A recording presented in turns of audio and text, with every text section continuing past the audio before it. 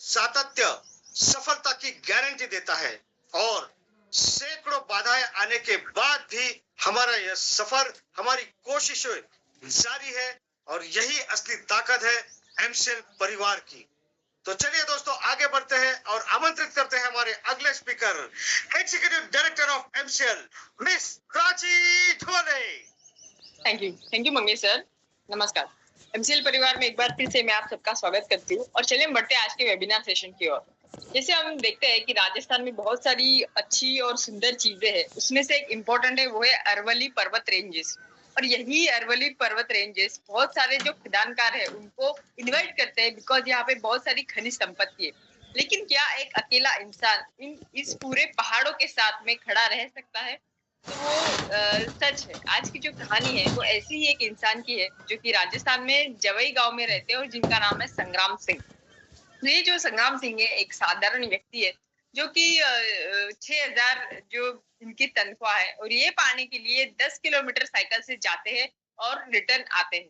लेकिन ऐसे ही एक दिन उनको गांव में ये पता चला कि कुछ बुलडोजर्स आए और वो बुलडोजर्स वहां पे खदान के लिए काम शुरू कर रहे। जब इनको ये समझा तो इमीडिएटली वो जो और इन्होंने पूछा कि आप ये ऐसा नहीं कर सकते, तो उन्होंने ये भी बोला कि नहीं, हमारे पास में परमिशन है और हमने ये काम जो है वो शुरू कर दिया है। जिसकी वजह से वो इमीडिएटली वहां पे जो गवर्नमेंट ऑफिसर्स है वहां पे गए। उनको उन्होंने बताया कि अगर आप ये ऐसा करोगे तो यहाँ पे रहने वाले स्पेसिफिक कुछ तेंदुए है जो कि भारत में यही पाए जाते हैं। इसके अलावा यहाँ पे तालाब में मगरमच्छ है, उसके अलावा यहाँ पे हिरन है और बहुत सारे ऐसे बायोडायवर्सिटी की प्रजातियां हैं जो आपको कहीं नहीं दिखेगी। अगर यहाँ पे खदान का काम आपने शुरू किया तो ये सब बायोडायवर्सिटी जो है वो खत्म हो जाएगी। इसी के साथ में नेचुरल रिसोर्सेस, पानी नहीं बचेगा तो यहाँ पे कोई लोग भी रह नहीं पाएंगे और ये पूरा जो इलाका है वो बर्बाद हो जाएगा। उन्होंने ऑफिसर्स को खुद जाके जो है वो एरिया बताया, उनको समझाया कि ये बायोडायवर्सिटी के लिए कितना इम्पोर्टेंट है। जिसके वजह से इन्होंने ये काम 2012 में शुरू किया।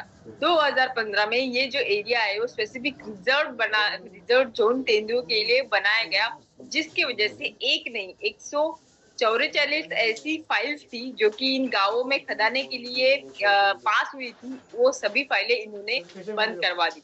अगर आपको लगता है इनका जो ये जर्नी था वो सिंपल था, तो ऐसा नहीं है। कई बार इनको भूखा सोना पड़ा, इनके ऊपर गलत केसेस लगाए दिए गए, इनके ऊपर ऐसा हुआ कि इनको कई सारे ऑफर्स आए लेकिन ये बिके नहीं, झुके नहीं, बिकॉज इनका जो उद्देश्य था वो उद्देश्य बहुत इंपॉर्टेंट था।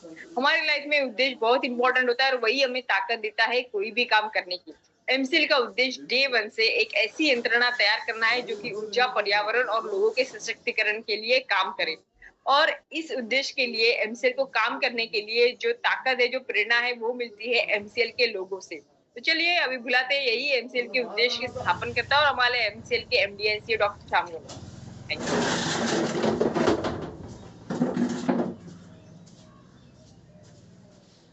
Thank you madam. दोस्तों नमस्कार, मैं डॉक्टर श्याम गोलो फिर से एक बार आपका इस ट्रेनिंग सेशन में स्वागत करता हूं। मैं आशा करता हूं कि आप सभी लोग स्वस्थ हैं और आप अपने साथ अपने परिवार का